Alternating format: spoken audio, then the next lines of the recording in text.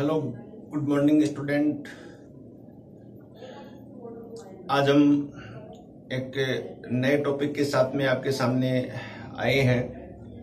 हम करने जा रहे हैं ब्रेन स्ट्रक्चर का नेक्स्ट पार्ट है। ब्रेन स्ट्रक्चर में हमने अपने पूर्व लेक्चर के दौरान हमने किया था कि ब्रेन के चारों तरफ मेनिंजेस किस प्रकार से पाई जाती है और ब्रेन की जो वेरियस पार्ट है, फोर ब्रेन है, मिड ब्रेन है और हाइंड ब्रेन है, उसके बारे में हमने एक जनरल स्ट्रक्चर, जनरल टेबुलेशन हमने किया था। और हमने ये भी डिटेल की थी कि यहाँ पर फोर ब्रेन है, उसके अंदर कितनी पालियां पाई जाती है, क्या फोर ब्रेन है वो यहाँ पर डिवाइडेड रहता है या अनेक भागों से यहाँ पर बना होता है। तो ये बातें हमने की थी। तो हमने पाया कि फोर ब्रेन है वो तीन संरचनाओं से मिलकर बनता है, जिसमें एक बड़ा पार्ट होता है, इसे सेरिब्रम कहते हैं। दूसरा पार्ट होता है, उसे डायनसिफेलन कहते हैं। तीसरा जो पार्ट होता है सेरिब्रम का, इसे ऑल्फैक्टरी लोब के नाम से जाना जाता है या घ्राण पिंडी के नाम से जाना जाता है, जो मनुष्य के अंदर कम विकसित होता है लेकिन अन्य जंतुओं में ये अधिक विकसित होता है। या सेरिब्रम है, एक बड़ा पार्ट है, एक ब्रॉड एरिया है, जिसे largest brain of the human being कहते हैं। स्तनधारियों के अंदर, उसमें भी मनुष्य के अंदर ये सबसे अधिक विकसित प्रकार का और सबसे बड़े प्रकार का ब्रेन यहाँ पर होता है। ये तो इस प्रकार एक बहुत ही इंपॉर्टेंट स्ट्रक्चर है, जिसकी पालियों के बारे में हमने, जिसकी लोब्स के बारे में हमने बात की थी कि सेरिब्रम पार्ट है, उसके अंदर मेनली 4 लोब पाई जाती है, 4 पालियां पाई जाती है। याद रखने के लिए इन 4 पालियों का नाम हमने बताया था FPTO। FPTO FPTO क्या नाम बताया था? FPTO। FPTO अपने याद रहता है। F for frontal lobe, T for temporal lobe, P for parietal lobe और O फॉर ऑक्सीपिटल लोब। ये 4 पालियां होती है, लेकिन रिसेंटली जो डिस्कवरी हुई है उसके अनुसार बच्चों एक पाली और भी पाई जाती है, जिसे हम इंसुला पाली भी कहते हैं, इंसुला लोब भी कहते हैं, जो यहाँ पर सेरिब्रल हेमिस्फीयर है जो उसके बीच में उपस्थित होती है। हमारा जो सेरिब्रम है बच्चों, 2 लोब के रूप में एक राइट ब्रेन बनाता है, एक लेफ्ट ब्रेन बनाता है। इसे हम राइट सेरिब्रम और लेफ्ट सेरिब्रम कहते हैं। और दोनों सेरिब्रम है, दोनों गोलार्ध है, इस प्रकार से यहाँ उपस्थित होते हैं और आपस में जुड़े रहते हैं। बीच में एक लॉन्गिट्यूडल ग्रोव के द्वारा एक ग्रोव पाई जाती है, एक फिशर के द्वारा ये जुड़े रहते हैं। ऐसे फिशर को हम कहते हैं, एक विदर के द्वारा जुड़े रहते हैं, ऐसी विदर को हम मीडियन फिशर के नाम से जानते हैं। तो ये बातें बच्चों हमने पहले कर चुके हैं, या इसी को हम आगे बढ़ाते हुए हम बात करेंगे। यहाँ पर देखिएगा, इसी के आगे चलते हैं कि किस प्रकार से हमारे अंदर ये कार्य करता है, ये स्ट्रक्चर किस प्रकार से पाई जाती है। तो एक डिटेल स्ट्रक्चर हम यहाँ पर करने जा रहे हैं, तो इसे समझने का प्रयास करिए। हमारा जो टॉपिक है कि ब्रेन का वेरियस जो पार्ट है वो क्या क्या है, ब्रेन के अंदर कौन कौन से भाग होते हैं, जिसमें हम केवल फोर ब्रेन की बात कर रहे हैं। ब्रेन के 3 भाग है, fore brain, mid brain and hind brain. Fore brain के भी हम यहाँ पर 3 भागों में हम इसे डिवाइड कर सकते हैं। इसे हम कहेंगे फोर ब्रेन। फोर ब्रेन का मीनिंग है अग्र मस्तिष्क, अग्र मस्तिष्क का मीनिंग है प्रोसेनसिपेलोन। प्रोसेनसिपेलोन को हम यहाँ पर बच्चों 3 स्तर में, 3 भाग में डिवाइड करते हैं। एक भाग को हम कहते हैं सेरिब्रम, दूसरे भाग को बच्चों हम यहाँ पर कहते हैं डायनसिपेलोन, तीसरे स्ट्रक्चर को हम कहेंगे यहाँ पर ऑल्फैक्टरी लोब। बहुत ही कम विकसित होती है मनुष्य में, अन्य जंतुओं में, कुत्ते में और समुद्री जंतुओं में, व्हेल में ये अत्यधिक, डॉल्फिन में ये अत्यधिक विकसित होती है। सेरिब्रम में बच्चों बहुत ही इंपॉर्टेंट स्ट्रक्चर है, जिसके अंदर हम स्पेशल स्ट्रक्चर भी पढ़ेंगे। यहाँ पर सेरिब्रम के अंदर यहाँ पर एक स्ट्रक्चर बनती है, इसे कहते हैं हम लिम्बिक सिस्टम। ये भी एक सेरिब्रम का पार्ट है, यहाँ लिम्बिक सिस्टम बनती है। इसी सेरिब्रम के अंदर हम यहाँ पर पढ़ेंगे बेसल न्यूक्लियाई। बेसल न्यूक्लियाई क्या है? एक सेरिब्रम का एक हिस्सा है, अनेक न्यूक्लियाई है, वो मिलकर एक बड़ा न्यूक्लियाई बनाते हैं, जिसे बेसल न्यूक्लियाई कहते हैं, बेसल गैंग्लिया कहते हैं। इसी प्रकार डायनसिफेलन पढ़ेंगे, जिसमें एपिथैलेमस, थैलेमस और हाइपोथैलेमस पढ़ेंगे। और ऑल्फैक्टरी लोब है, उसके अंदर हम पढ़ेंगे यहाँ पर ऑल्फैक्शन से रिलेटेड पार्ट। अब यहाँ पर स्पोर ब्रेन की स्ट्रक्चरली हम देखें बच्चों, यहाँ पर तो एक बहुत ही इंपॉर्टेंट यहाँ एक स्ट्रक्चर बनने जा रही है।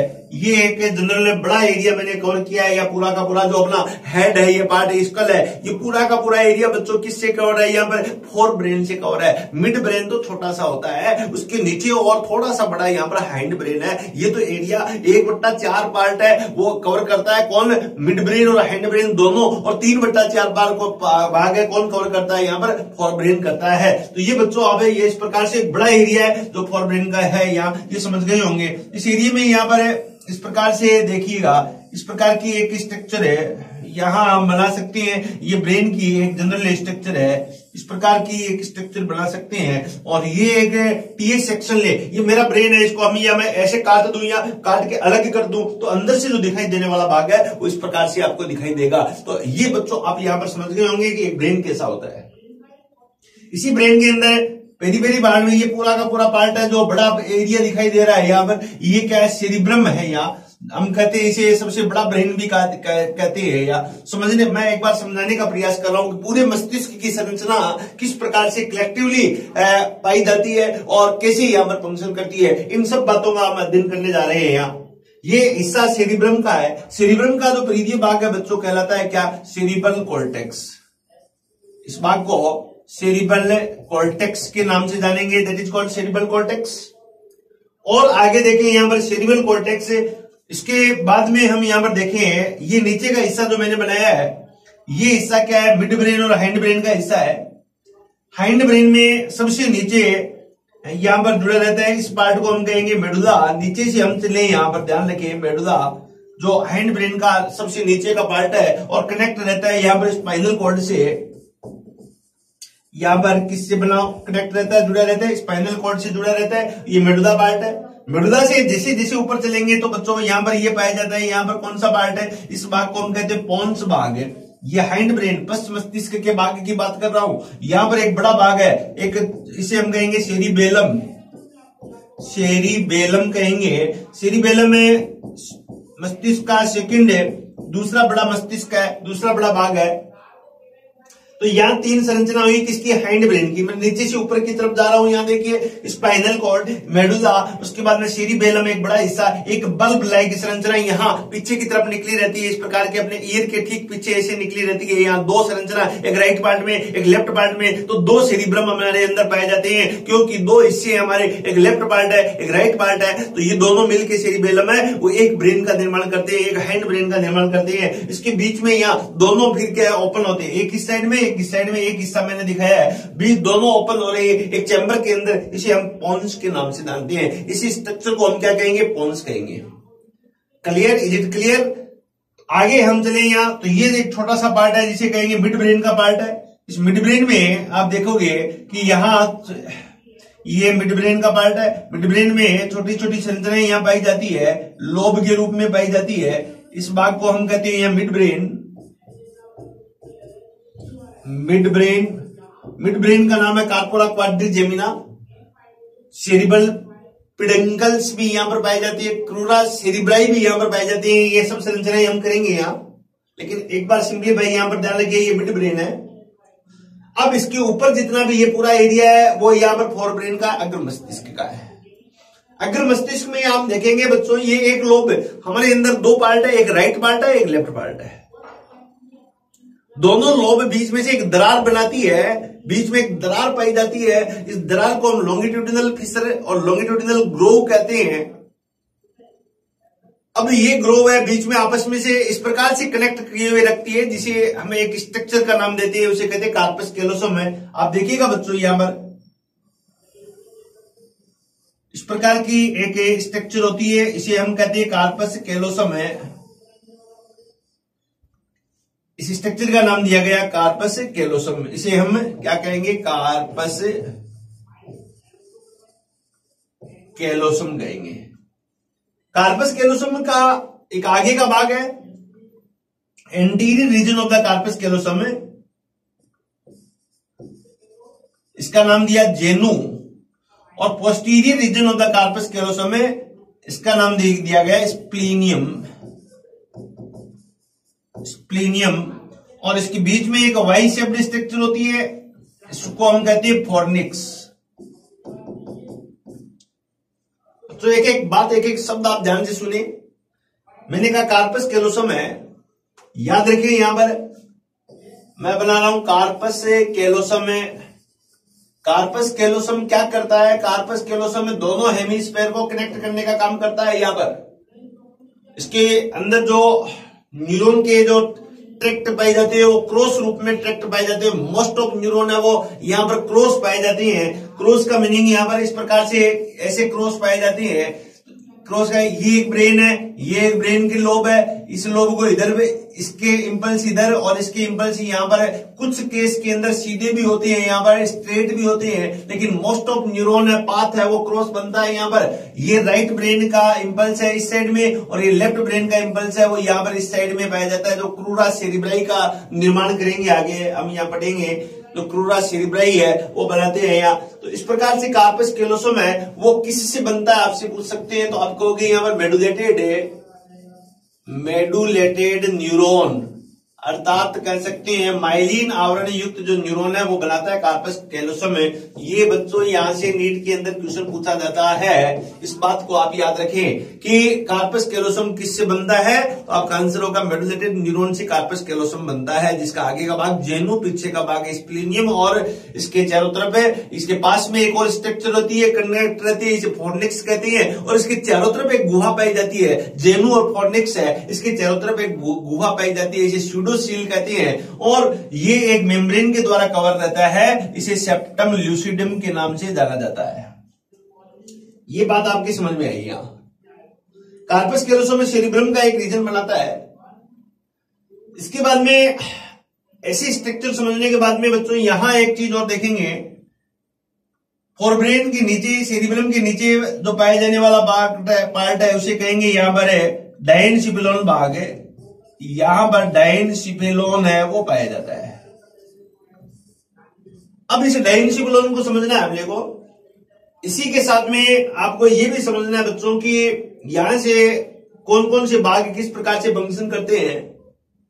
सिंप्लीफाई वन वर्ड में मैं यदि बात करूं, मेडुला पार्ट हमारे जितनी भी शरीर की विसरल क्रिया है उसको नियंत्रित करता है, जैसे हार्ट की एक्टिविटी को, लंग्स की एक्टिविटी को, रेस्पिरेशन की एक्टिविटी को, किडनी की एक्टिविटी को, अपने इंटेस्टाइनल एक्टिविटी को, और अपने यहां तक कह सकते हैं वोमिटिंग सेंटर है वो यहां पर पाए जाते हैं, मेडुला भाग में स्थित होते हैं।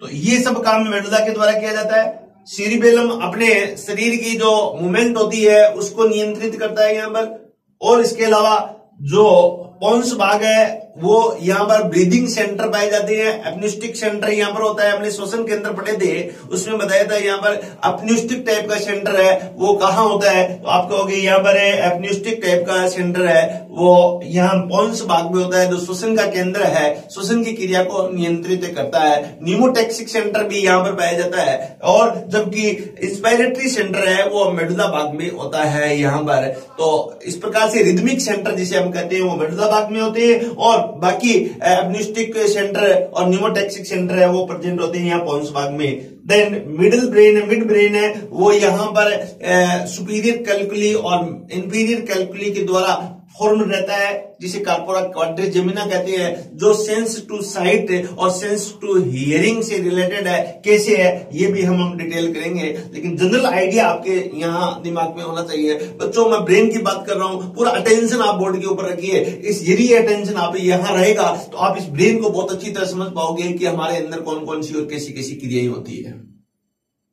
इसके बाद में मैंने कहा ऊपर का जो पूरा पार्ट है वो सेरिब्रम का पार्ट है, और सेरिब्रम में दो पालियां होती है जिसे सेरिब्रल गोलार्ध कहते हैं, प्रेमस्तिष्क गोलार्ध कहते हैं, दोनों आपस में जुड़ा रहता है, किससे, कार्पस कैलोसम के द्वारा जुड़ा रहता है। और इस प्रकार की एक जनरल स्ट्रक्चर आपकी यहां पर समझ में आई है। इसके बीच में नीचे की तरफ एक डायनसिफेलोन भाग भी होता है, डायनसिफेलोन से लेकर ऊपर तक का पूरा जो एरिया कवर रहता है, हमारे यहाँ नोज के ऊपर का ये प्रीफ्रंटल पार्ट है, यहां से लेकर ये पूरा एरिया है वो सेरिब्रम से यहाँ पर कवर रहता है, जिसमें एक लेफ्ट पार्ट में और राइट पार्ट में ये पालियां उपस्थित होती है।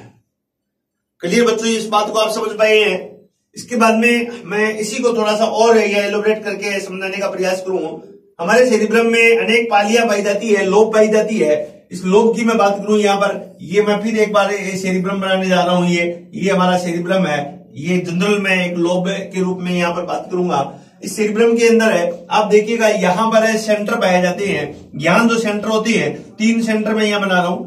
एक यहाँ पर ये जो डायनसिफेलोन का भाग है, एक ये पार्ट है यहाँ पर, और एक इसके पीछे की तरफ एक पार्ट और होता है जिसे हम कहते हैं यहाँ पर, ये 3 में ऐसे समझाने की तरह से बना रहा हूं। यहाँ पर सबसे ऊपर क्या होता है, एपिथैलेमस होता है, इसके बीच में क्या होता है, थैलेमस होता है, जबकि लेटरली होता है एक्चुअली में, और यहां पर ये होता है हाइपोथैलेमस, हाइपोथैलेमस।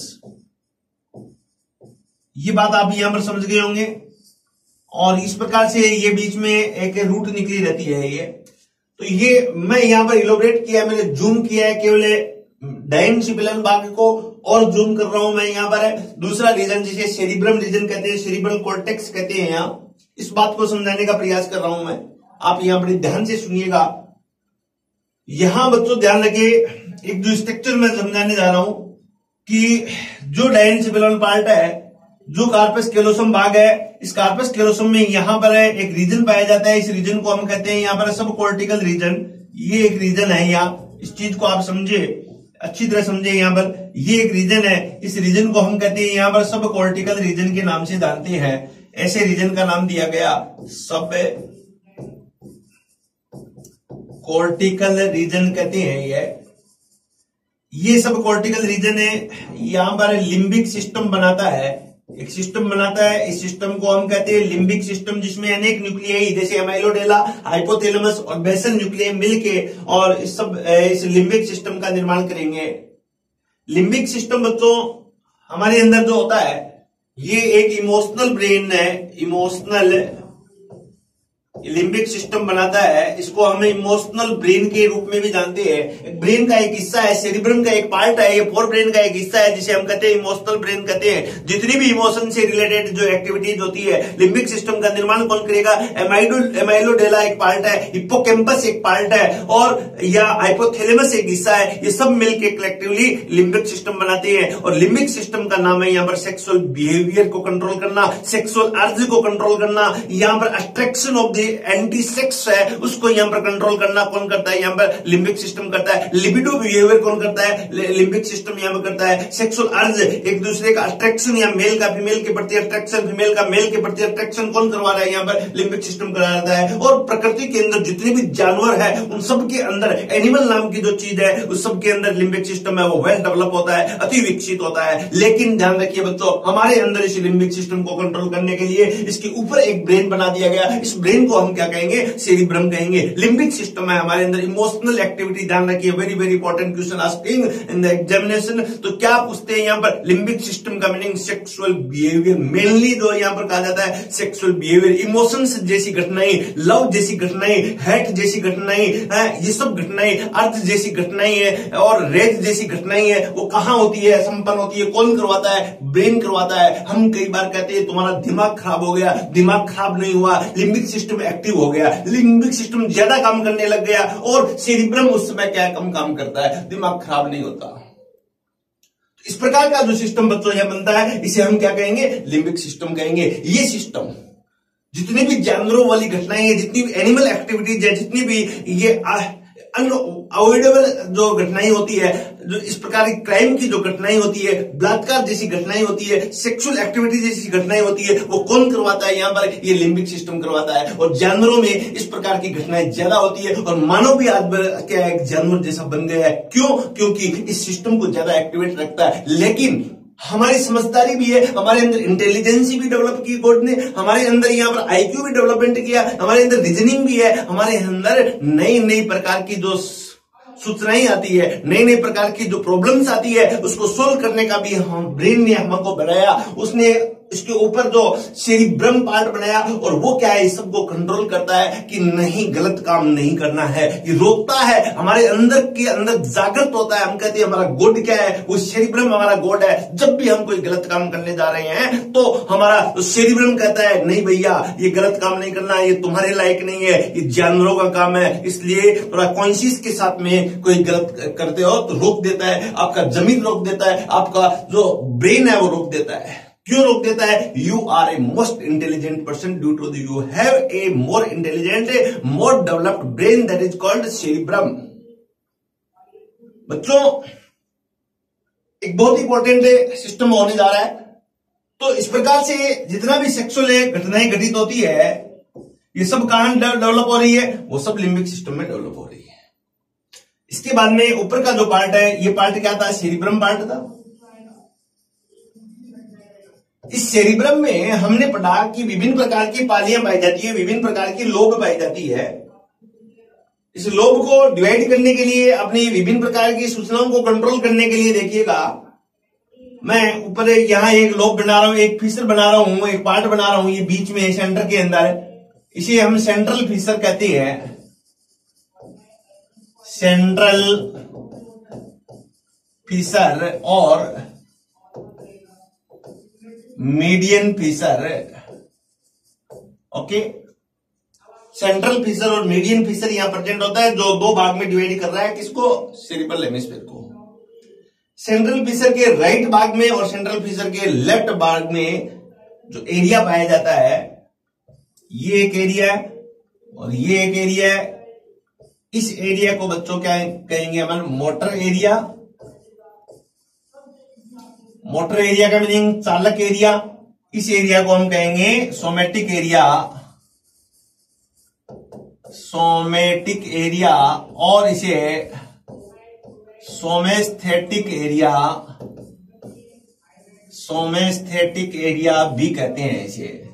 सोमेटिक एरिया और सोमेस्थेटिक एरिया, इसका मीनिंग क्या है, शरीर के बाहर एनवायरमेंट और आंतरिक एनवायरमेंट में जितने भी इंपल्स और घटनाएं घटित होती है और वहां से सूचनाएं जो चलती है, संवेदी अंग के द्वारा वो सूचनाएं ग्रहण की जाती है। जैसे आप देख रहे हो, ये आंखों के द्वारा ली गई सूचना, सूंघ रहे हैं, नाक के द्वारा ली गई सूचना, टेस्ट का ज्ञान, स्वाद का ज्ञान है, जीभ के द्वारा ली गई सूचना, और कान के द्वारा हियरिंग कर रही हैं वो सूचना, साउंड वेव की सूचना, हमारे ऊपर दर्द, कोई पिन चुभो दी, दर्द की सूचना, कोई प्रेशर, दाब लगा दिया, प्रेशर की सूचना, वातावरण का तापमान अधिक या कम हो रहा है उसकी सूचना। तो इस प्रकार की जो सूचनाएं होती है, सब सूचनाएं हैं अपने अपने संवेदी अंग के द्वारा ग्रहण की जाएगी। फिर वो सूचनाएं कहाँ आती है, इन्हीं केंद्रों पे आती है। ये संवेदी केंद्र होते हैं, इस एरिया को हम कहते हैं संवेदी सूचना, संवेदी केंद्र। तो यहां पर ये सूचनाएं आती है। इसी प्रकार इन सूचनाओं का फिर एनालिसिस किया जाता है और मस्तिष्क से सूचनाएं भी चलती है। यहां पर एक ट्रैक्ट के द्वारा आगे चल के एक ट्रैक्ट बनाएगी। यहां डायरेक्शन इस प्रकार का है और यहां डायरेक्शन में इस प्रकार का बना रहा हूं। तो इस प्रकार से ये दो केंद्र है, एक केंद्र को मोटार केंद्र, चालक केंद्र, और दूसरे केंद्र को संवेदी केंद्र के नाम से जानती है। जितनी भी अधिकांश सूचनाएं है वो कहाँ आती है, इसे सोमेस्थेटिक एरिया में आती है। और यहां से ब्रेन के अंदर एनालाइज होकर सूचना फिर इफेक्टर अंग तक आती है। तो कहां से आती है, मोटर एरिया से आती है। सभी मेन सेंसरी एरिया और मेन सोमेटिक एरिया है, इसके पास में अपना एक सब एरिया और होता है बच्चों। देखिएगा, ये एक एरिया है और इसके पास में एक एरिया है, इसको हम कहते हैं सब सेंसरी एरिया, सेंसरी एरिया, और इसको हम कहते हैं यहां पर सब मोटर एरिया, सब मोटर एरिया, सब उपचालक एरिया क्षेत्र, और सबका मीनिंग उप संवेदी क्षेत्र पाए जाते हैं। उप का मीनिंग क्या है, यहां पर हम कहते हैं एक तो किसी संस्था के अंदर हेड होता है और एक उसका जूनियर होता है। आप जब डॉक्टर बनोगे बच्चों, तो आपका जो सीनियर होगा, आपके जो बॉस होंगे वो हेड होगा, और आप क्या है उसके जूनियर होंगे। कुछ समय के बाद, 102 साल के बाद में, वर्ष के बाद में आप क्या हेड हो जाओगे, आपका जो जूनियर रहेगा वो जूनियर होगा। तो जूनियर और सीनियर सबका और सेंसरी एरिया का मेन का मीनिंग क्या है यहाँ पर, इसका मीनिंग है कि प्रारंभिक तौर पे कोई सूचना आती है, इनिशिएटिंग तौर पे कोई सूचना आती है, वो सब एरिया के अंदर आती है और सब एरिया से जाती है। संवेदी क्षेत्र की है तो सब सेंसरी एरिया के अंदर, और मोटर क्षेत्र की है तो सब मोटर एरिया के अंदर। प्रारंभिक तौर पे बच्चों को कार्य किया जाता है। तो आप जब बॉस होंगे तो आप क्या कहोगे, जूनियर को कहेंगे कि ये ट्रीटमेंट प्रारंभिक ट्रीटमेंट है वो जूनियर करेगा, और जब कोई टिपिकल ट्रीटमेंट आएगा तब आपकी हेल्प की जरूरत पड़ेगी। तो बच्चों ये पूरा ज्ञान जो होता है वो मोटर एरिया के अंदर होता है, सेंसरी एरिया के अंदर होता है, जबकि प्रारंभिक सरल सिंपल प्रकार की इनिशिएटिंग सूचनाएं हैं वो सब एरिया के अंदर आती है। तो इस प्रकार से ये सूचनाएं हैं वो सब और मेन एरिया में डिवाइड की गई है। इसके बाद में बच्चों ये जो पालियां हैं ये फ्रंटल एरिया के अंदर है, ये फ्रंटल एरिया के अंदर है, ये यहाँ टेम्पोरल, ये नीचे के टेम्पोरल एरिया है, ये पैराइटल एरिया है और ये ऑक्सीपिटल एरिया है। ये जो एरिया है इसको फ्रंटल एरिया से पहले एक एरिया और बनाया गया है। ये एरिया, इस एरिया को हम कहेंगे pre frontal area, pre frontal area. ऐसे ही बच्चों यहां पर देखिएगा एक एरिया और बनाया गया है यहां, इस एरिया को हम कहते हैं विजुअल एरिया, विजुअल एरिया भी कहते हैं इसे। और ये बीच में जो बनाया गया है इसके सेंटर के अंदर होता है, इसको हम कहेंगे एसोसिएशन एरिया, इसे हम कहेंगे एसोसिएशन एरिया। बच्चों आप बहुत अच्छी तरह समझ रहे होंगे इस एरिया को। एनसीईआरटी के अकॉर्डिंग बहुत ही इंपॉर्टेंट एक डायग्राम बन रहा है, बहुत ही इंपॉर्टेंट कंसेप्ट चल रहा है। आप पूरा का पूरा 100% अटेंशन यहां पर रखिएगा, अपने पूरे के पूरे पार्ट को, इस पर ब्रेन को एक्टिवेट रखिएगा, अपने RAS को एक्टिवेट रखिएगा। तो अब इसे हम यहां पर समझने का प्रयास करेंगे। ये एक एरिया, सबसे पहले स्ट्रक्चरली हमें पता होना चाहिए ये। अब मैं दूसरे एरिया में यहां पर चलता हूं। ये मैंने 3 पार्ट बनाए थे, एक एपिथेलेमस, एक थैलेमस और हाइपोथैलेमस और डायनसिपिलॉन का भाग है। ये क्या किसका भाग है? तो हम कहेंगे डायनसिपिलॉन, डायनसिपिलॉन का पार्ट है। डायनसिपिलॉन के तीनों रीजन अलग अलग काम करते हैं, ध्यान रखिए। एपिथैलेमस है, इसके अंदर पीनियल बॉडी पाई जाती है, पीनियल ग्लैंड पाई जाती है जो मेलेटोनिन हार्मोन का स्राव करती है। इसी के साथ में यहां पर एंटीरियर कोरोइड प्लेक्सेज है, अग्र रक्तक जालक का निर्माण है वो एपिथैलेमस के द्वारा किया जाता है। थैलेमस बहुत ही इंपॉर्टेंट और बड़ा भाग है डायनसिपिलॉन का। 80% एरिया कौन सा होता है? ये थैलेमस होता है, लार्जेस्ट पार्ट होता है। और हाइपोथैलेमस बच्चों क्या है, कौन सा भाग है? हाइपोथैलेमस इसका डायनसिपिलॉन का फ्लोर बनाता है, डायनसिपिलॉन के नीचे का भाग है, जिसके नीचे यहां पर है पिट्यूटरी ग्लैंड है। वो इस प्रकार से एक ग्लैंड जुड़ी रहती है, इस ग्लैंड को पीयूष ग्रंथि के नाम से जानते हैं। हाइपोथैलेमस का इन्फंडिबुलम भाग है, वो पीयूष ग्रंथि के साथ में जुड़ा रहता है। इसलिए हाइपोथैलेमस एक ऐसा रीजन है बच्चों जो तंत्रिका तंत्र, नर्वस सिस्टम भी बनाता है और एंडोक्राइन सिस्टम को कनेक्ट करता है। एक connecting link between nervous system and endocrine system है, दैट इज कॉल्ड हाइपोथैलेमस। बहुत ही मोस्ट इंपॉर्टेंट क्वेश्चन ये बन रहा है, हमारे तंत्रिका तंत्र और हमारे एंडोक्राइन सिस्टम में है उसका कनेक्टिंग लिंक, संयोजी कड़ी कौन सा अंग बना रहा है ब्रेन का? तो आपका आंसर होगा हाइपोथैलेमस है, ये संरचना बना रहा है। एक वेरी इंपॉर्टेंट है जो तंत्रिकीय फंक्शन भी कर रहा है। तंत्रिकीय फंक्शन के रूप में भूख का केंद्र यहीं पर है, प्यास का केंद्र यहीं पर है, लव यही करवाता है, हेट यही करवाता है, ये सब रीजन यहाँ पर उपस्थित है। और ऑस्मो रिसेप्टर भी पाए जाते हैं, वाटर का नियंत्रण भी इसी भाग के द्वारा किया जाता है। और सबसे मुख्य इंपॉर्टेंट भाग है थर्मो रिसेप्टर का रिसेप्शन भी यहाँ पर उपस्थित होते हैं। थर्मो रेगुलेशन का काम भी करता है, तापमान का नियंत्रण भी हाइपोथैलेमस करता है यहाँ पर। अब बात आती है कि थैलेमस क्या करता है। तो थैलेमस देखिए बच्चों, थैलेमस बहुत इंपॉर्टेंट पार्ट है। इसका काम क्या है कि हमारे अंदर यहां जितनी भी सूचनाएं आती है तो कहां से आएगी? है स्पाइनल कॉर्ड से। ये जितनी भी सूचनाएं आएगी, ये सब सूचनाएं कहां जाती है? यहां बच्चों इस थैलेमस भाग में ये सब सूचनाएं यहां पर जाएगी, ये सूचनाएं यहां जाएगी। बाहरी वातावरण से ली जाने वाली जितनी भी सूचनाएं हैं, एक्सेप्ट स्मेल, गंध की सूचना को छोड़ के जितनी भी सूचनाएं हैं, उन सब सूचनाओं को ग्रहण कौन किया लेता है? करता है थैलेमस भाग करता है। थैलेमस भाग बच्चों यहां पर ठीक उसी प्रकार से काम करता है जैसे एक घर के आगे गेट कीपर काम कर रहा है।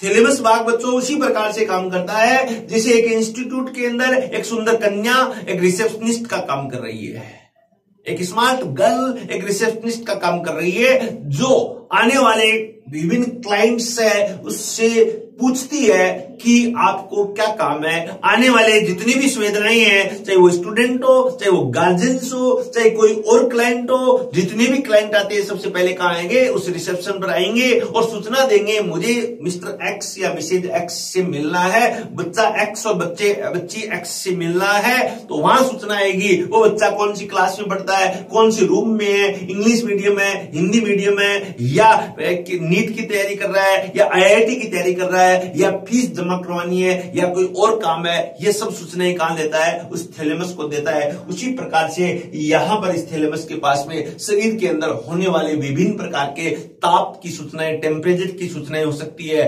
सूचना हमारे पास में या पेन की, दर्द की हो सकती है। सूचना हमारे पास में और कोई किसी प्रकार की हो सकती है, लेकिन कहां आएगी? ये सब थैलेमस के अंदर आएगी। थैलेमस पूछेगा भैया कहां मिलना है, कहां जाना है आपको। सूचना तापमान की है, सूचना तो ये थैलेमस फिर सेरिबेलम को सेंड करता है कि हमारे पास में ये सूचना आई है, तापमान डिस्टर्ब हो रहा है, वातावरणीय तापमान बढ़ गया है या कम हो गया है। मैंने सूचना तुमको दे दी, तुम जानो, तुम्हारा काम जाने। यहां से अप्रोप्रिएट जो सूचनाएं हैं ये अपने विशेष स्थान पर भी जाने का, भेजने का काम। मान लो तापमान की सूचना ये, या मान लो हम कुछ देखने की सूचना है तो ये, या टेम्पोरल लोब की सूचना है तो यहां पर ये, या इस प्रकार की कोई सूचना है जो हमें स्पीच की सूचना है तो इस प्रकार से सेंड की जाएगी। और मान लो कोई ऐसा इंफॉर्मेशन आया, ऐसी डाउट आ गई, ऐसी प्रॉब्लम आ गई जो पहले कभी नहीं आई थी, तो उसको एनालिसिस करने के लिए ब्रेन ने एक रीजन बनाया है, इसे प्रीफ्रंटल एरिया कहते हैं बच्चों। नई प्रकार की प्रॉब्लम आ गई तो उसका सॉल्यूशन करने के लिए यहां पर यह सूचना प्रीफ्रंटल एरिया में भेजी जाएगी। ये मस्तिष्क का विशेष करैक्टर है, ये केवल ह्यूमन में पाया जाता है, अन्य जीवों में ये नहीं पाया जाता। ह्यूमन में भी ये वेरिएशन रखता है। भिन्न भिन्न बच्चों में इसका डेवलपमेंट भिन्न भिन्न तरीके से होता है। वो अपने मदर पर डिपेंड करता है कि किस व्यक्ति के अंदर, किस बच्चे के अंदर ये प्रीफ्रंटल एरिया क्या है। जिसका प्रीफ्रंटल एरिया वेल डेवलप होता है उसकी इंटेलिजेंसी ज्यादा होती है, उसकी आईक्यू ज्यादा होती है, उसकी मेंटल एबिलिटी ज्यादा होती है, उसकी रीजनिंग ज्यादा होती है, मेमोरी पावर अलग है। मैं कह रहा हूं यहां न्यू प्रॉब्लम को सॉल्विंग करने का जो जज्बा है, जो उसके अंदर तरीका है, जो उसके अंदर कैपेबिलिटी है, वो ऐसे मनुष्य के अंदर ज्यादा होगी जिसमें प्रीफ्रंटल एरिया वेल डेवलप होता है। इसलिए कुछ बच्चों देखते हैं प्रॉब्लम्स, नई प्रॉब्लम आते ही तुरंत सोल्व करते हैं और उनको मजा आता है, क्योंकि हमारा प्रीफ्रंटल एरिया डेवलप है।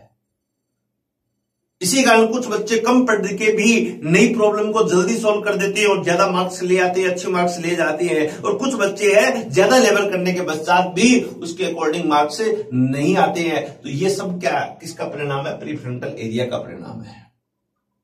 तो जितने भी new informations, new analysis, new problems, new doubts जो आएगी आपके पास में, नए नए फिजिक्स के सवाल, नए नए बॉटनी के सवाल, नए नए जूलॉजी के सवाल जब आएंगे, उस समय आपको एनालिसिस करने का काम कौन करवाता है? यहां पर प्रीफ्रंटल एरिया करवाता है। तो इस प्रकार से एक बहुत इंपॉर्टेंट पार्ट यहां बनता है। तो ऐसा जो सिस्टम बनता है, इस सिस्टम को हम क्या कहेंगे? एक ब्रेन की सेरिब्रम का फंक्शनल सिस्टम हमारे अंदर बनेगा।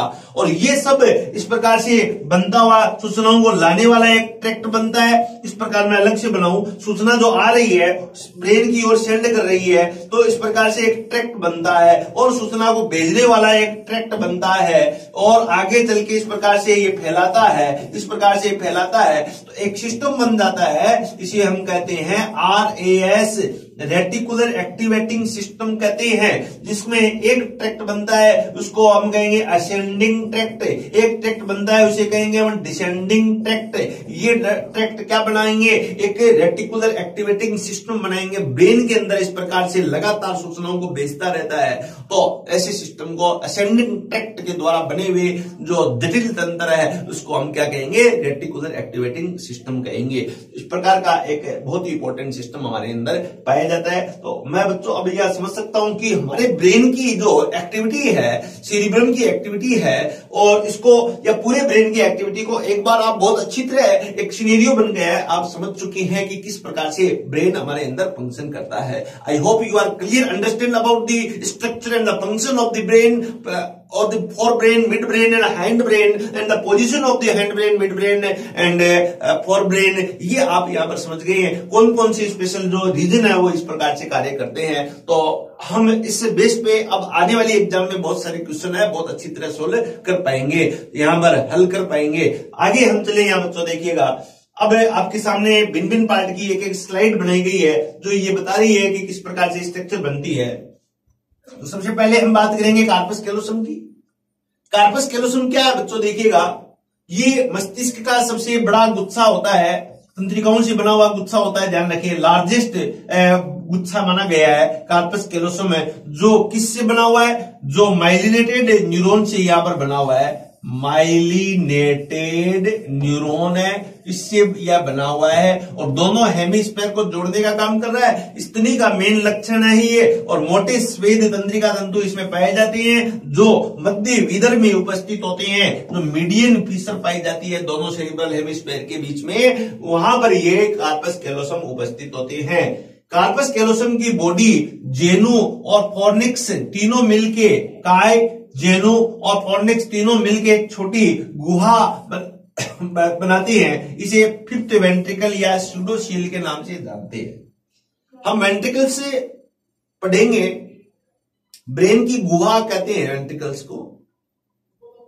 अब सामान्य 1 2 3 4 वेंट्रिकल्स पाई जाती है, लेकिन एक वेंट्रिकल्स ऐसी है जो कार्पस कैलोसम के चारों तरफ पाई जाती है।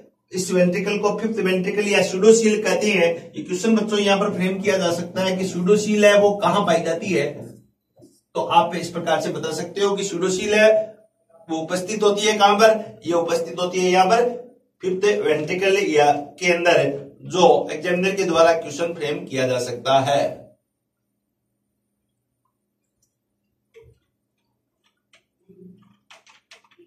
इसके आगे बच्चों देखिए एक इंपॉर्टेंट स्ट्रक्चर जो आगे बन रही है, ये कह रहा है जो भी वेंट्रिकल है एक पतली झिल्ली के द्वारा ढके रहते हैं, ऐसे झिल्ली को हम सेप्टम ल्यूसिडम कहते हैं।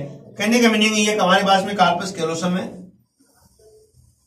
ये कार्पस कैलोसम था, इसकी ये जो झिल्ली है इसको सेप्टम ल्यूसिडम कहते हैं। ये क्या है, इसका एंटीरियर पार्ट है जिसे जेनु, ये इसका पोस्टीरियर पार्ट है इसे स्प्लीनियम, और यहां वाई शेप्ड स्ट्रक्चर है इसे फॉर्निक्स, और ये कैविटी है, इस कैविटी का नाम हो गया फिफ्थ वेंट्रिकल या सूडोसील कहते हैं। तो बच्चों आपके यहां पर समझ में आई है कि इस प्रकार की स्ट्रक्चर है यहां प्रेजेंट होती है। इसके बाद में एक स्ट्रक्चर मैंने कहा था सेरिब्रम के अंदर एक स्ट्रक्चर और बनती है, इसे कहते हैं बेसल न्यूक्लियाई और बेसल गैंग्लिया।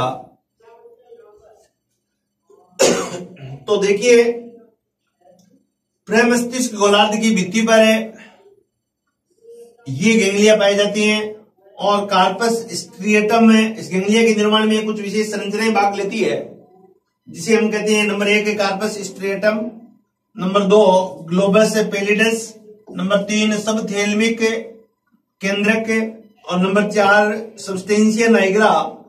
ये चारों मिलके क्या बनाते हैं, यहां पर बेसल न्यूक्लियाई बनाती हैं या बेसल गैंग्लिया बनाती हैं। कोडेट न्यूक्लियस प्लस पुट्टामेन 2 प्रकार के न्यूक्लियस है, ये मिलके क्या बनाएंगे, कार्पस स्ट्रिएटम बनाते हैं। तो कार्पस, ये क्वेश्चन पूछा जाता है बच्चों, कार्पस स्ट्रिएटम का मीनिंग क्या है, तो कार्पस स्ट्रिएटम का मीनिंग है यहाँ पर कोडेट न्यूक्लियस प्लस पुट्टामेन 2 छोटे न्यूक्लियस और होते हैं जो मिलके क्या बनाएंगे, यहाँ पर कार्पस स्ट्रिएटम बनाएंगे। तो ये कुछ शब्द है, वर्ड है, इसे याद रखना होगा बच्चों, इसे इसके आधार पर क्वेश्चन बनता है। इसके बाद में आप देखिएगा कि बेसल गैंग्लिया की पोजीशन एक डिटेल स्ट्रक्चर के रूप में हम यहाँ पर देखें, ब्रेन के अंदर किस प्रकार से ये स्ट्रक्चर पाई जाती है। एक बेसल गैंग्लिया या बेसल न्यूक्लियाई है, तो यहाँ एक बड़ी संरचना पाई जाती है, इस संरचना को हम कोडेट न्यूक्लियस कहते हैं। 1 नंबर कोडेट न्यूक्लियस हुआ। इसके बाद में दूसरी संरचना है, इसे पुट्टामेन न्यूक्लियस कहेंगे। पुट्टामेन और कोडेट न्यूक्लियस क्या बनाते हैं, यहाँ स्ट्रिएटम न्यूक्लियस बना देते हैं। इसके अलावा बच्चों आप देखिएगा नीचे की तरफ सबथेल्मिक न्यूक्लियस है, यहाँ ये तीसरी स्ट्रक्चर है सबथेल्मिक, और चौथी या सब्सटेंशिया नाइग्रा स्ट्रक्चर है। ये चारों मिलके क्या बनाएंगे, एक स्ट्रक्चर बनाते हैं चारों मिलके, इसे कहते हैं basal ganglia. Basal ganglia is a very very important structure of the cerebrum part of our body. क्या काम कर रहा है बेसल न्यूक्लियाई और बेसल गैंग्लिया, तो इसके कार्य देखें तो सबसे पहला कार्य ये पेशीय तनाव को बनाए रखता है। मसल्स के अंदर जो टोन है उस टोन को बनाए रखता है। ये स्वायत्त गतियां जैसे तैरना, चलना, हाथ हिलाने आदि को नियंत्रित करता है। अपने आप होने वाली गतियां अपन इस प्रकार से देखिए बच्चों हाथ हिला रहे हैं, ये चल रहे हैं, हाथ हिला रहे हैं, पैर हिला रहे हैं, गति कर रहे हैं, अपन स्विम कर रहे हैं, तो अपने आप बिना किसी आदेश के ये हैंड हिले अपने जो मूविंग होने लग जाएगी, अपने लेग मूविंग होने लग जाएगी। तो ये कौन कंट्रोल करता है? तो ये बच्चों कंट्रोल करता है यहाँ पर कौन? ये यहाँ बेसल गैंग्लिया कंट्रोल कर रहा है। निमंत्रण जंतुओं में सेरिब्रल कॉर्टेक्स नहीं पाया जाता, इसके स्थान पर ये कार्य कौन करता है? बेसल गैंग्लिया के जो सेंटर होते हैं वही इसी प्रकार के कार्य करते हैं। देन बेसल न्यूक्लियाई के क्षतिग्रस्त होने पर, किसी कारणवश मान लो एक्सीडेंटल केस में बेसल न्यूक्लियाई है वो क्षतिग्रस्त हो जाता है, तो एक रोग हो जाता है बच्चों, इसको कहते हैं पार्किंसोनिज्म रोग कहते हैं। ये क्वेश्चन पूछा जा सकता है कि what do you mean about the parkinsonism? Parkinsonism क्या होता है और कब डेवलप होता है? तो आप ध्यान रखिए, किसी दुर्घटना में यदि बेसल गैंग्लिया डैमेज हो गया, बेसल न्यूक्लियाई डैमेज हो गया, तो होने वाला रोग क्या कहलाता है? पार्किंसोनिज्म रोग कहलाता है। तो ये एक बहुत ही इंपॉर्टेंट क्वेश्चन यहां पर पूछा जा सकता है। एक और है स्टीरियोटाइप गति का नियंत्रण भी ये गैंग्लिया करता है, और इस गति के प्रारंभिकरण का और रुकने से भी संबंधित है। हम जब कोई गति कर रहे हैं, अपने हाथ गति कर रहे हैं, अपने पैर गति कर रहे हैं, तो इसकी प्रारंभिकरण है वो भी यही गैंग्लिया नियंत्रित करता है, और इसका जो लास्ट में एंड रोकना, गति रोकना, हम चलते चलते अपने आप रुक जाते हैं, अपने ऑर्गन रुक जाते हैं, तो ये आदेश भी कौन देता है? बेसल न्यूक्लियाई देता है। इसके बाद में आप देखिएगा एक और नाम लिया गया मैंने, जालक सक्रिय तंत्र, इसे RAS कहते हैं। RAS का मीनिंग यहां पर बच्चों क्या कहेंगे? रेटिकुलर एक्टिवेट सिस्टम के नाम से जानते हैं। RAS for reticular activating system के नाम से जानते हैं। इससे भी यह क्वेश्चन फ्रेम किया जा सकता है बच्चों, बहुत ही इंपॉर्टेंट पार्ट है ये, सेरिब्रम का पार्ट है। ये एक विशिष्ट संवेदी तंतु होते हैं जो मस्तिष्क के स्टेम में स्थित होते हैं तथा थैलेमस में यहां पर प्रवेश करते हैं। ये है विवेक, सतर्कता और जागृति से संबंधित है, ध्यान रखें यहां पर। ये अटेंशन से रिलेटेड है, इमोशन से रिलेटेड है, और ये अवेकनेस या जागृति से रिलेटेड है। क्यों है?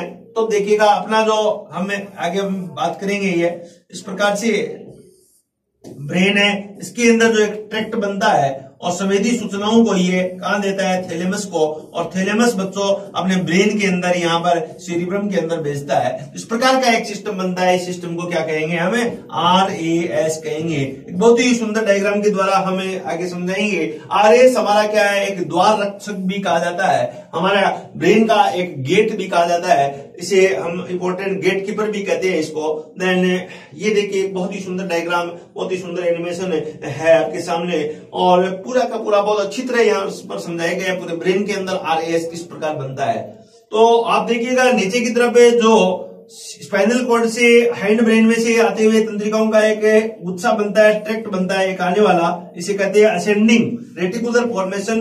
किसके द्वारा? असेंडिंग सेंसरी ट्रैक्ट, जो पेन से रिलेटेड, दर्द से संबंधित, टच से, स्पर्श से संबंधित और ताप से संबंधित सूचनाएं लेके आता है।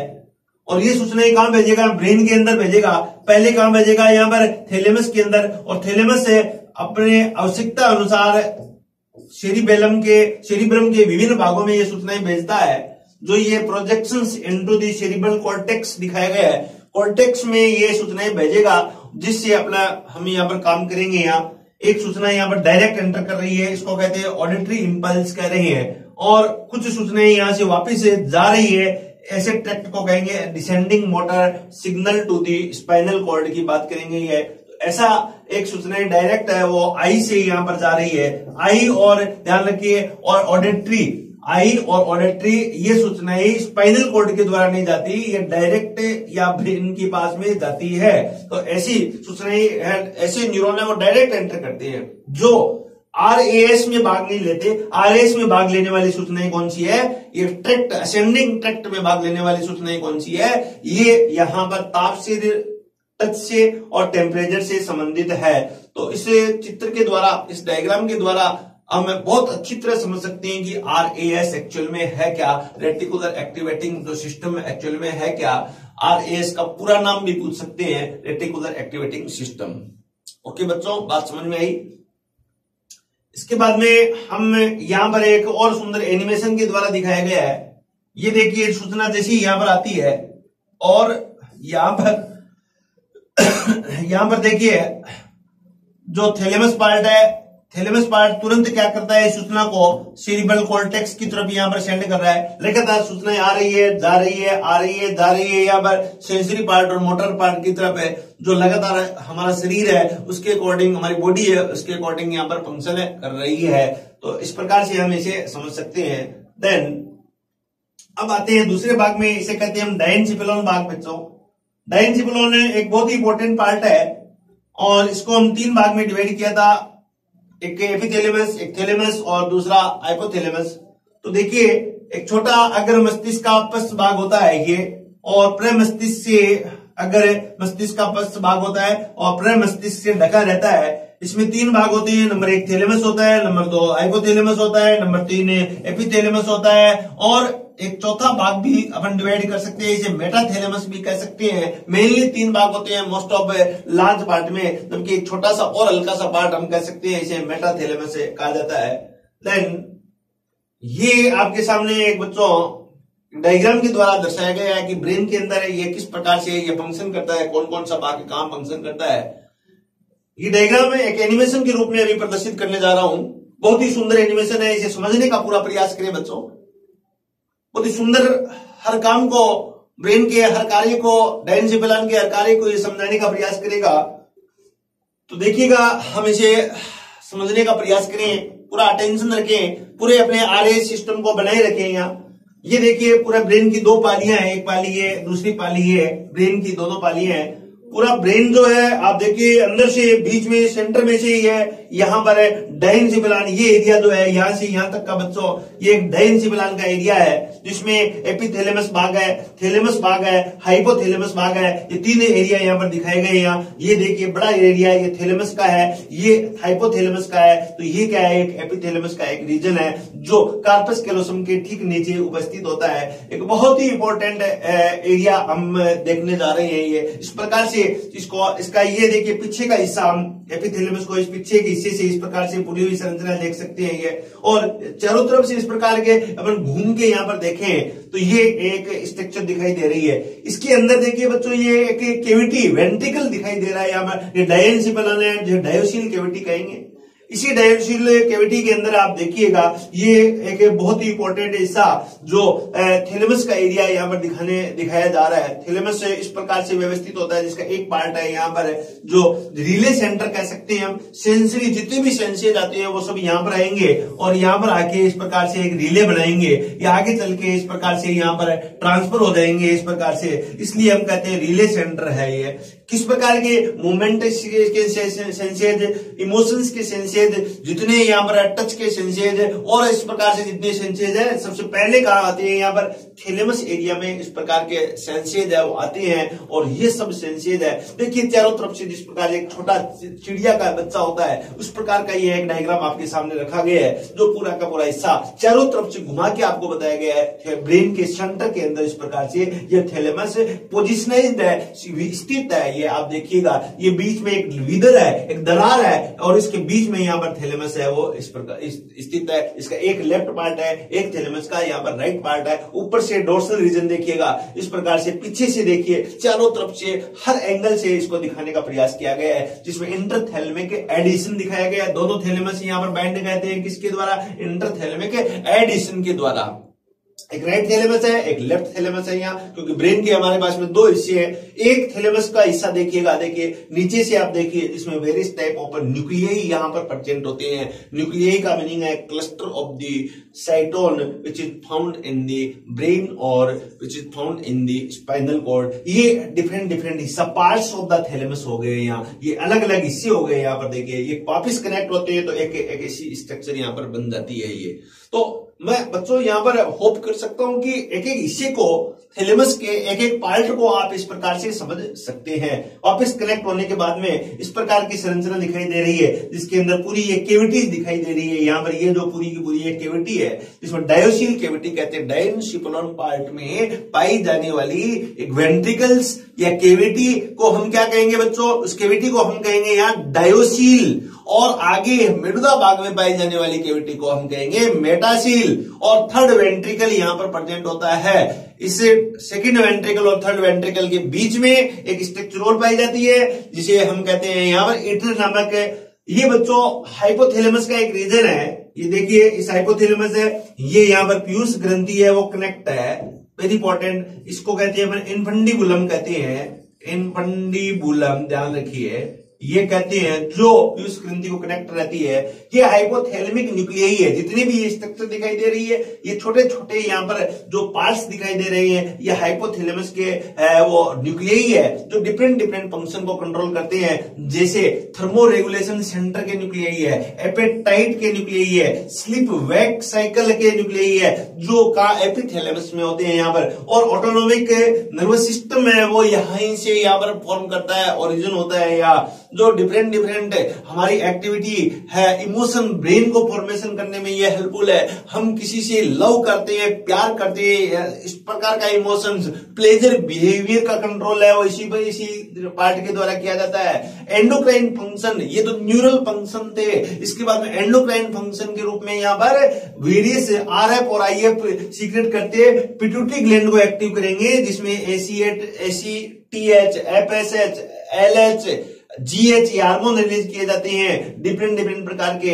और इस पूरे ब्रेन को वापस कनेक्ट कर दे। तो इस प्रकार की एक बहुत ही सुंदर स्ट्रक्चर बनती है जो यहाँ डायनसिफेलॉन को यहाँ शो कर रही है। तो बच्चों मैं अब समझ सकता हूं कि आप इस डायनसिफेलॉन के एक एक पार्ट को इस प्रकार से समझ लिया है कि आप अपने जिंदगी भर भी इसे भूलोगे नहीं। और जब भी आप मेडिकल कॉलेज में जाओगे तो इसे प्रैक्टिकली इस चीज को आप देखोगे। यहां पर जब न्यूरो पैथोलॉजी या न्यूरो डिपार्टमेंट में जब आपकी ड्यूटी लगेगी तो उस समय आप देखिएगा इसको बहुत अच्छी तरह आप इसे देखोगे। जो आज समझा हुआ है वो आपको दो जगह काम आएगा। एक आपको नीट की मेडिकल कॉलेज है, नीट के द्वारा मेडिकल कॉलेज में एंट्रेंस तो करवाएगा ही करवाएगा, लेकिन उसके साथ आप जब MBBS first year second year में होंगे तो उस समय जब न्यूरो ब्रेन की स्टडी आप करोगे तो उस समय भी आपके साथ ये नॉलेज बहुत काम आएगा आपको। आप वहां अपने ग्रुप के टॉपेस्ट स्टूडेंट में होंगे क्योंकि आपने इस चीज को बहुत अच्छी तरह देख लिया है। बच्चों आप यहां पर समझे होंगे।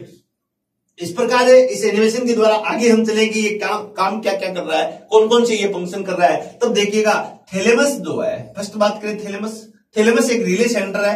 तो डायनसिफेलॉन का डायन जो सिफेलॉन है, इसे केफेलॉन भी कहते हैं, कि ऊपरी पार्श्व दीवार बनाता है। ऊपरी पार्ट है डायनसिफेलॉन, मान लो ये डायनसिफेलॉन है, ये एक चैम्बर बना दिया, ये डायनसिफेलॉन है। इसके जो थैलेमस क्या बनाता है, ये ऊपरी दीवार है, थैलेमस बनाता है। नीचे की दीवार है, कौन बनाता है, हाइपोथैलेमस बनाता है। ये ऊपरी दीवार का निर्माण इस प्रकार से ये स्ट्रक्चर, ऊपरी दीवार थैलेमस, नीचे की दीवार है वो क्या कराएगा यहाँ पर हाइपोथैलेमस यहाँ पर बना रहा है। सॉरी पार्श्व दीवार यहाँ पर थैलेमस, और यहाँ पर ऊपरी दीवार कौन बनाएगा, यहाँ पर एपिथैलेमस, ध्यान रखिए एपिथैलेमस, सॉरी। तो एपिथैलेमस ऊपरी दीवार बना रहा है, पार्श्व दीवार बना रहा है यहाँ पर थैलेमस, और नीचे की दीवार बना रहा है वो कौन, हाइपोथैलेमस है। तो बड़ा एरिया यहां से लेकर यहां तक का एरिया कौन का बना रहा है, 80% भाग बना रहा है थैलेमस के द्वारा। मस्तिष्क का इसे गेट कीपर भी कहते हैं। ये प्रसारण केंद्र की तरह कार्य करता है। प्रसारण केंद्र का मीनिंग जो सूचनाएं आती है उन सब सूचनाओं को ऊपर भेजने का काम कर रहा है, इसलिए रिले सेंटर भी कहते हैं। ये क्वेश्चन इंपॉर्टेंट है बच्चों, रिले सेंटर कौन है, प्रसारण केंद्र कौन है, थैलेमस है। ये गंध संवेदनाओं को छोड़कर अन्य सभी संवेदनाओं का प्रसारण करता है। बहुत ही इंपॉर्टेंट क्वेश्चन बना बच्चों। गंध संवेदनाओं का रिले केंद्र नहीं है, गंध का ज्ञान नहीं करवाता। कब, जब सो रही है तब ये बहुत ही इंपॉर्टेंट फंक्शन बनता है। हम देखिए बच्चों बड़ी बड़ी बिल्डिंग में रहते हैं, 10 मंजिल 15 मंजिल 20 मंजिल की फ्लैट में हम यहाँ पर कहीं रहते हैं, तो वहां पर मस्ट हो जाता है बच्चों, ध्यान रखिए, एक फायर एग्जिस्टर लगाने का, ताकि जब मान लो कभी रात को हम सो रहे हैं और कहीं पर अग्नि लग गई, आग लग गई, तो उसके गंध का ज्ञान हम बच्चों नहीं ले सकते क्यों, सोते हुए समय में, क्योंकि ये रिले नहीं करता है। उस समय क्या होता है, जैसे ही मान लो कहीं पर फायर लग जाए तो वो फायर साउंड डेवलप करेगा, जो फायर इंस्ट्रूमेंट लगाया गया, और साउंड हम सुन सकेंगे, तब उठेंगे और देखेंगे क्या सामने आग लगी हुई है, हम बच जाते हैं। इसलिए बच्चों आप देखिए जितनी भी बड़ी बिल्डिंग्स होती है उसके अंदर फायर का इंस्ट्रूमेंट लगाया जाता है, जो फायर का नॉलेज करे और हमें उसका सोते हुए समय निंद्रा प्रावस्था में उसका ज्ञान बेल के द्वारा, एक साउंड के द्वारा वो नॉलेज करवाता है, ज्ञान करवाता है, जो ब्रेन साउंड का रिले के सेंटर है वो रखता है। तो इसके अंदर गंध ज्ञान है वो नहीं होता है। ये शरीर के सभी भागों में आने वाली संवेदी संरचनाओं को ग्रहण करता है और इन आवेगों को प्रमस्तिष्क के कॉर्टेक्स में भेजता है। तो ये एक इंपॉर्टेंट स्टेटमेंट बनता है बच्चों। इस स्टेटमेंट के द्वारा क्वेश्चन कई बार पूछा गया है। Then hypothalamus, very very important thalamus. ये डायनसिफेलॉन जो है उसकी निचली पार्श्व दीवार या अधर सतह बनाता है तथा हाइपोथैलेमस के अग्र भाग में क्रोशित होती हुई संरचनाएं पाई जाती है जिसे ऑप्टिक काइज्मा कहते हैं। यहां ध्यान रखिए क्रॉस बनता है बच्चों, जो यहाँ की सूचनाएं इस साइड में और इस ब्रेन की सूचनाएं इस साइड में ऊपर या नीचे यहाँ ट्रांसफर करता है। इसे हम कहते हैं ऑप्टिक काइज्मा, ऑप्टिक काइज्मा या कियाज्मा के नाम से जानते हैं।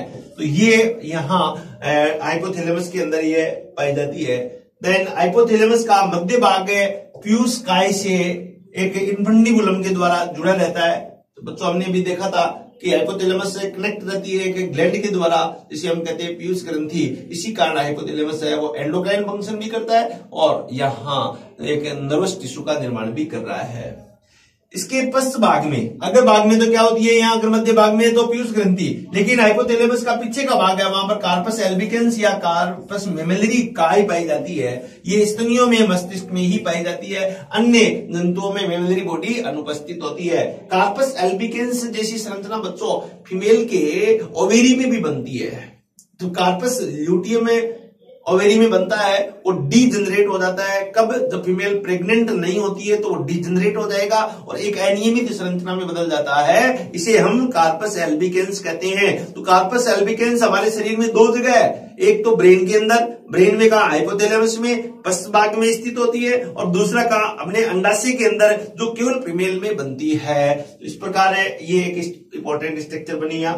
देन ये अत्यधिक संवहनीय, इसमें ब्लड वेसल्स अत्यधिक होती है और जाति के वर्चस्व के व्यवहार का नियंत्रण करती है, जैसे लड़ना, फाइटिंग जैसी क्रिया, फीलिंग महसूस करना, संभोग करना आदि क्रियाओं का नियंत्रण हाइपोथैलेमस के द्वारा कंट्रोल किया जाता है। हम हमारे वर्चस्व को बनाए रखने के लिए कई बार झगड़ा भी करना पड़ता है, हमारे हक को मांगने के लिए कई बार झगड़ा भी करना पड़ता है। तो ये कौन करवाता है, कौन नियंत्रित करता है? हाइपोथैलेमस करता है।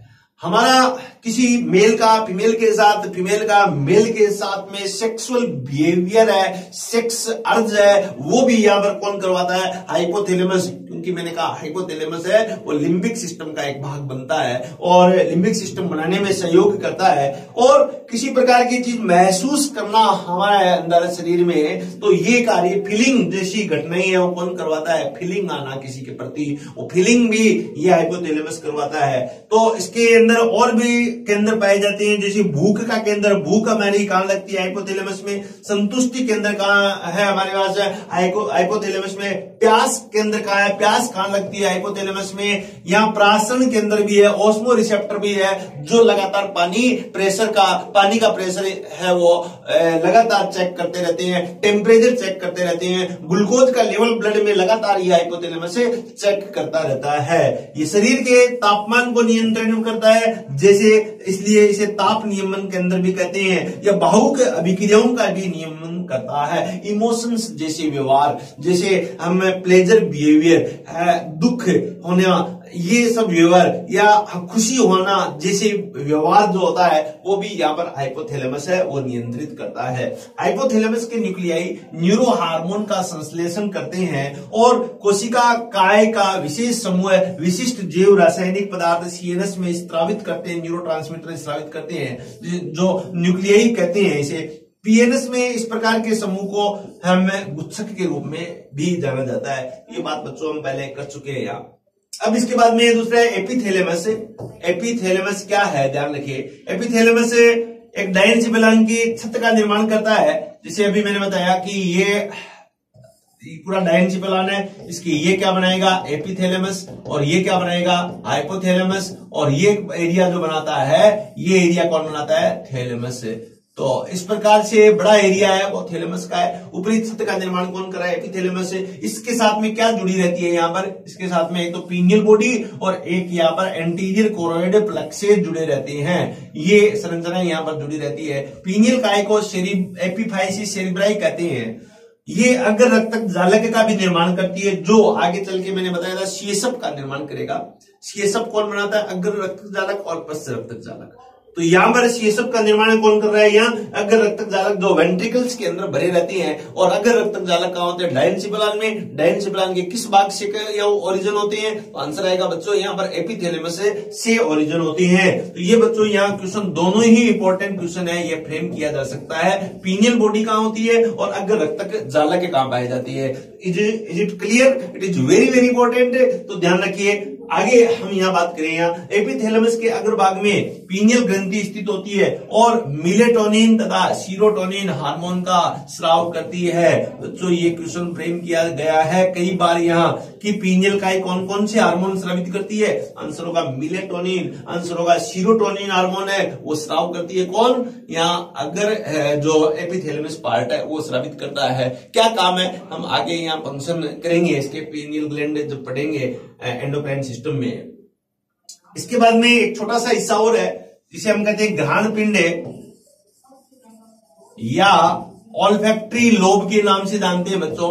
ऑल्फैक्टरी लोब देखिए क्या है, एक क्लब आकार की संरचना है। इसमें घ्राण बल्ब और घ्राण ट्रैक्ट पाए जाते हैं। घ्राण बल्ब और घ्राण ट्रैक्ट पाया जाता है। इसका संबंध गंध की भावना से है। मनुष्य में ये बहुत ज्यादा विकसित नहीं होते हैं। अन्य जंतुओं में गंध ज्ञान ज्यादा होता है। अन्य जंतु का मीनिंग जैसे कुत्ता है, जैसे व्हेल है, डॉल्फिन है, उनमें गंध ज्ञान है वो हमारे से ज्यादा पाया जाता है। हमारे अंदर सेरिब्रम ज्यादा डेवलप होता है और अन्य जंतुओं में ऑल्फैक्टरी लोब है वो ज्यादा विकसित होती है। यहाँ ये एक और बहुत ही सुंदर डायग्राम आपके सामने रखा है।